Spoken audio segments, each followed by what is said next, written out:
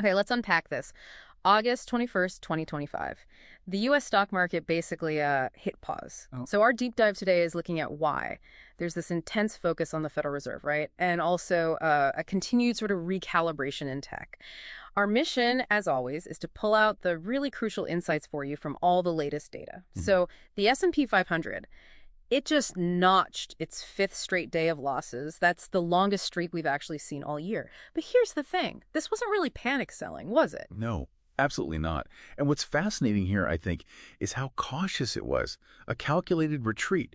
It really signals a market that's just holding its breath, not collapsing, just, waiting. Yeah. Waiting for a clear sign from the Fed, like everyone's frozen mid-step. Right. And that caution, it wasn't just hitting the big indices. It really put some individual companies under the microscope. Let's talk Walmart. Their stock dropped, what, 4.5%, even though they reported strong revenues? That seems odd. My first thought often goes to, consumer spending slowing. But here it felt more like maybe a cost issue. Is that what this profit margin compression really looks like? That's exactly it. It really brings up that important question about profit margin compression. Basically, the rising cost of just doing business is eating into the profits, even when sales look good on the surface. And Walmart, being the country's biggest retailer, well, their struggles kind of amplify those wider macroeconomic fears about inflation sticking around. They really act as a powerful proxy for the whole consumer economy. It signals those rising costs are a genuine concern for everyone, really, from household budgets right up to the corporate bottom line. Okay, got it. And meanwhile, the tech tumble, that continued too. My initial reaction was maybe, oh, just typical profit taking after a big run up, but it sounds like it's maybe more than that, a deeper repricing linked to the economy. You're spot on. Yeah. If you connect the dots to the bigger picture, it looked like a rational repricing. Remember, expectations for interest rate cuts diminished a bit earlier this week. So Treasury yields went up, and that puts direct downward pressure on tech valuations. Because, those future earnings get discounted at a higher rate, so we're seeing capital start to rotate, moving into more defensive sectors as investors look for, well, more stable ground. Makes sense. And adding to all this caution, Yeah. everyone seems to be anxiously waiting for Fed Chair Jerome Powell's speech. Jackson Hole? That's tomorrow, right? Yeah. Why is this one speech suddenly so critical? Well, timing is everything here. Just last week, traders were pricing in something like a 92% chance of a rate cut in September. Now, those odds have dropped quite a bit, down to around 72, 73%. So the market is already adjusting preemptively based on that shift in expectations. You even have analysts warning about a significant pullback. Could be 7%, maybe even 15% if Powell's comments aren't, dovish enough.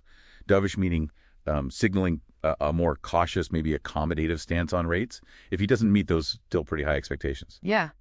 It's a real high-stakes moment for market sentiment right now. Okay, so beyond the immediate headlines, the Fed watching, what about the longer term view? Looking out into the rest of 2025, maybe 2026, are we bracing for a slowdown or is there still some underlying strength there?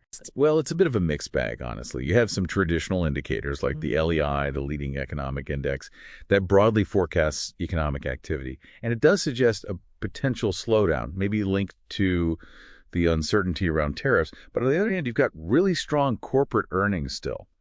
And this mega force of AI adoption kicking in, that provides a pretty powerful foundation for growth. It's like a tug of war. Interesting. But amidst all that, we stumbled upon something really surprising, almost a contrarian signal kind of lurking beneath the surface, this WTI crude oil to gold ratio. What's the story there? Why is that compelling? Yeah, it sounds obscure, but it's not just some quirky indicator. It's actually historically low right now. What it essentially tells us is that energy, crude oil, is incredibly cheap relative to gold. Now, why does that matter? Well, historically, cheap energy is like economic fuel. It lowers costs across the board for businesses, for consumers.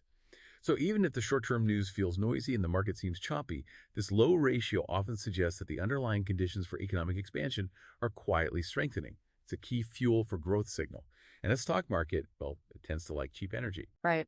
So as we wrap this up, what I'm taking away from this deep dive, and I hope you are too, is this clear sense of a market at a really critical point, an inflection point. We're sort of juggling the immediate promise of AI growth against some significant macroeconomic uncertainty, shifting Fed expectations, all of it. It really seems to call for pragmatism, precision, and definitely a long-term perspective, making this truly feel like a stock picker's market, as they say.